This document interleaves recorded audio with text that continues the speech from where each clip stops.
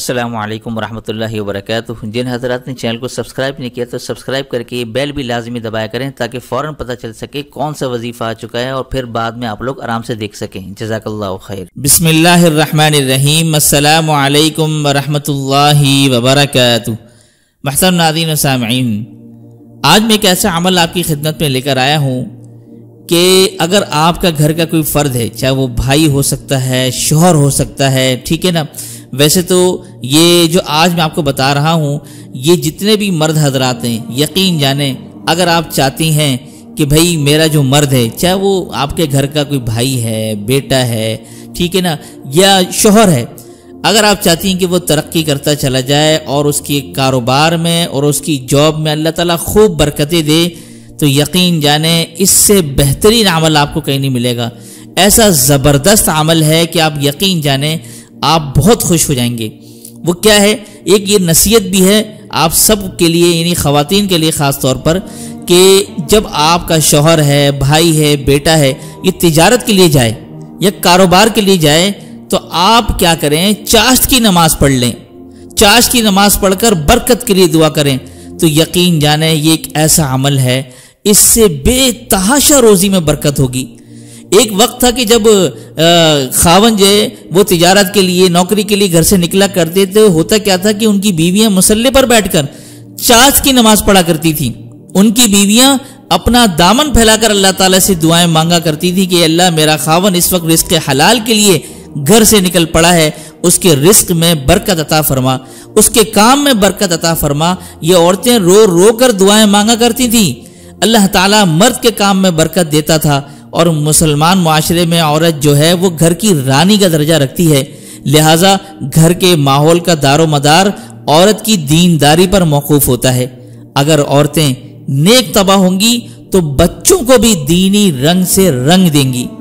پس مسلمان لڑکیوں اور عورتوں کو دینی تعلیم اور اخلاقی تربیت پر بالخصوص محنت کی ضرورت ہے۔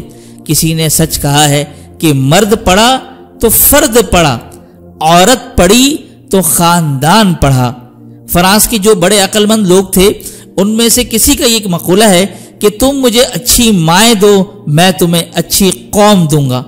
امت مسلمہ کو مسلمان لڑکیوں کی دینی تعلیم اور تربیت پر محنت کی زیادہ ضرورت ہے تاکہ ہماری آنے والی نسلیں ماں کی گود سے ہی دین کی محبت اور عمدہ اخلاق کی دولت پائیں اور آسمان پر آفتاب اور مہتاب کی طرح نور برسائیں۔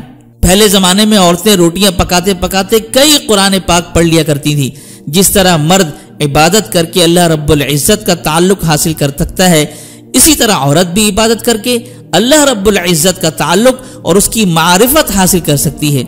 ایک صحابیہ نے تنور پر روٹیاں پکوائیں اور ان کو اپنے سر پر رکھا اور چلتے ہوئے کہنے لگی کہ اے بہن، میرے تو 3 پارے بھی مکمل ہو گئے ہیں اور میری روٹیاں بھی پک گئیں۔ تب پتہ چلا کہ یہ عورتیں جتنی دیر روٹیاں پکنے کے انتظار میں بیٹھی رہتی ہیں ان کی زبان پر قرآن جاری رہتا ہے، حتیٰ کہ اس دوران میں 3 پارے قرآن کی تلاوت کر لیا کرتی تھی۔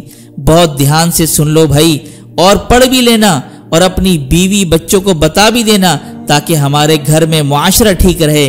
ہمارے گھر سے ٹی وی نکلنا چاہیے۔ آج تو شوہر نکلا کاروبار کے لیے، جاب کے لیے، اور بیگم جو ہے وہ ٹی وی کھول کے بیٹھ گئی۔ شوہر نکلا کاروبار کے لیے، بیگم موبائل لے کر بیٹھ گئی، کسی کو واٹس ایپ کر رہی ہے، کسی کو میسج بھیج رہی ہے۔